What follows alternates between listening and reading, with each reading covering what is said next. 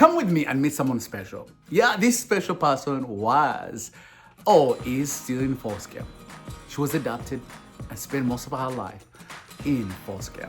But right now she's living independently back in California. So journey with me as we go meet this special girl that I love so much. She is wonderful. She reminds me that don't give up. But also she reminds me the amazing power when we as a village step up to do something for foster youth. So first when we got into the system, I would say I was around the age of 3 or 4 because both of my parents were addicts and my my family, they were like in gangs and stuff, so it wasn't really that like a good like household, I guess. As a foster parents, we get to learn about trauma. And in some way, you think every child has that trauma. So when the kids come, you're kind of waiting for that trauma to show up. But little did I know that it's not an everyday occurrence, but it happens along the way. There are triggers of what puts them in that place, comes at different times. 6 months, 1 year, it's not something that happens every day. And that I got to learn really what trauma and how it comes by. I was in a lot of places with my younger sister. We got adopted like around when I was 7.5, and then I turned 8, so she was 7.5. So we got adopted, and then we were in our adopted home for like about 10 years, I would say. I was happy when I did get adopted because I just wanted that like safe space, like something to be able like to be like, oh, like this is mine, this is my actual family, like I kind of have their name, like their last name and stuff, and like hopefully like this is the home that I'm actually gonna stay in, not like homes that I'm just gonna like keep on going after and after and after. Consistency is really important to a child's life. We all love structure. We all know we want to anticipate where we're going next. And consistent, that helps us to gauge what's coming next. When you never had that, when you lived in a home where you didn't know when your mom is going to hit you, you didn't know when mom is going to show up, you didn't know when your dad is going to do something, your mind and little brain is always wondering what's next. So when they come to our lives or when they come to our home, consistent really helps because they know what's next. But also it becomes a uniform in a way to know, hey, this is how life goes, but also I can learn through that in a way. So consistent in any human being, I think it's important, not just to our foster kids, but especially our foster kids. It was hard because that family, since me and my sister, like we did go through a lot of things, they were more on like consequences, discipline, structure, and just not really love, I would say. They would confuse what love is. Like they'll give you a little bit, but then they'll just like take it back and then just remind you like we're not here like to be your friend and stuff. Like we're your parent, these are the rules. But the rules were like a little hard, not gonna lie, but it honestly made me like resilient to a lot of stuff, surprisingly. But yeah, their home was not a good suitable home. And then I went through like a traumatic little phase in my life, I would say, and I was placed with my older sister. I decided to get back into foster care because my family situation, it just wasn't healthy, honestly. Like safety is really important to every human being. Safety knowing where you're going to sleep. Safety knowing like, hey, I'm going to eat food and my time is going to be full. Safe to even dream, like you have to be in a place to dream. So safety is the core of really any human being. And for kids in foster care, that is the one thing that was taken away from the get-go. You had mom and dad and all of a sudden one night they yank you out. They didn't tell you where they're going. They didn't tell you why they're removing you. And you have this mom and dad or mom that you love so much, despite of what they're doing when you're a kid. You don't really know all the bad things they're doing. You know they love you. And for a stranger to come and take you, yes, I don't know how, you lose every safety you could imagine. In people, in places, even in place where you sleep. Knowing it's not safe, you could be sleeping in the best bedroom you could imagine, but you're with strangers, I don't know how you can feel safe. So to our kids, that is the consistent thing that happens to them. They never feel safe because their environment is changing from time to time. And then from there, honestly, I would say like my foster home, it was like really good. I was able to like be there for like 2 months, and then afterwards I was able to get into a program, and it was just like a housing program where like It was like safe and very private. Like I couldn't tell anybody my address. I couldn't invite people over. And I was there for like, I would say like 3 months, maybe. And then I got into another program, my own apartment and stuff, which is like much better, honestly. I feel like everything I went through shaped me to be a better person and to try not to be like all the people that were in my life, because like yes, some things about them were really cool, really nice and stuff, but then they had like a negative like side of them, and I don't want to be that side. Same as my parents, I don't want to follow in their footsteps. I don't want to do any of that. If I were to have kids, I would not want to be that type of parent, honestly. And I love the saying that says, it takes a village to raise a child. You know, I used to think it only happens in Africa, but really it is what the society should be.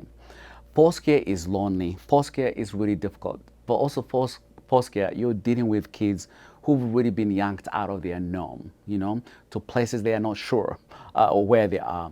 And that can create chaos, fears of all kinds of you can think of. And I think for me as a foster parent, it's easy because I live in it, I understand it. But sometimes it would be really neat if we did it as a family or as a community. You know, that people step up and say, I can't foster, but boy, I'm gonna make sure you have every diaper you need. You know, I can't foster, but I'm gonna make sure that I mow your yard as much as I can. I can't foster, but I'm gonna look for any agency that is really helping so I can give them my time or give them funds to help them.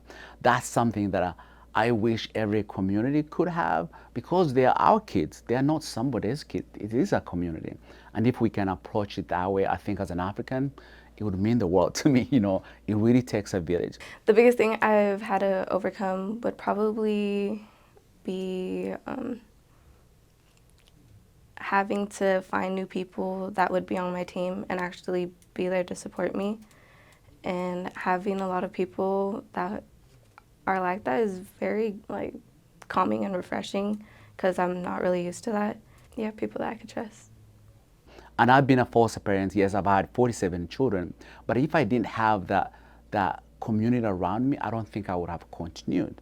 But having friends who show up for me, that has helped me to create that village for me that I wish every foster parent can have, every foster child can have.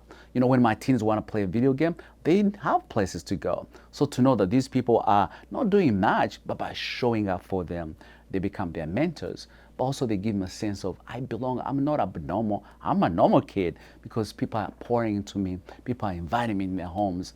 And for me, that's what it takes, a village, truly, to raise our kids. Stability is important to me in my life now, because I need to know what my next move is, and I need to be able to be able to function on what I have now, and to be able to continue to support what I have, and to be able to live peacefully and not like struggling and like not thinking like, oh, I don't have food, oh, I need this, oh, I need that. Peace is very important to me, because it's just like very relaxing, and I feel like if you don't have peace, you're always stressing. Well, I think we all have a history, we all have a belonging, we all have memories, and the memories as where we've come from, you know. To us, we lived in a home that was this way. We had a room, we had things, you know, those make us who we are, and they have helped us to grow. To our kids, they never had that. When you move to 12 homes before you're 15, there's not something that you have behind that you're coming with. To us, it's normal to move from one home or to hold on the things you've had, but to our kids never had that. So by us giving them that opportunity to have their space and their home, a place to call theirs, every human needs that. Every human being deserves to truly have a place to belong, a place to be seen, and a place to truly feel that this is safe for me. And that begins when we give them that dignity to do so.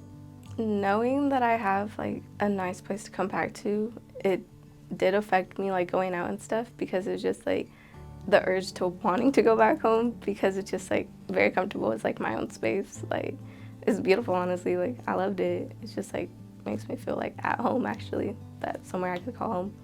Yeah. Well, I hope you enjoyed the video of Mariah. You know, the things she had to endure, the abuse, the addiction, family issues. I mean, this girl has gone through so much.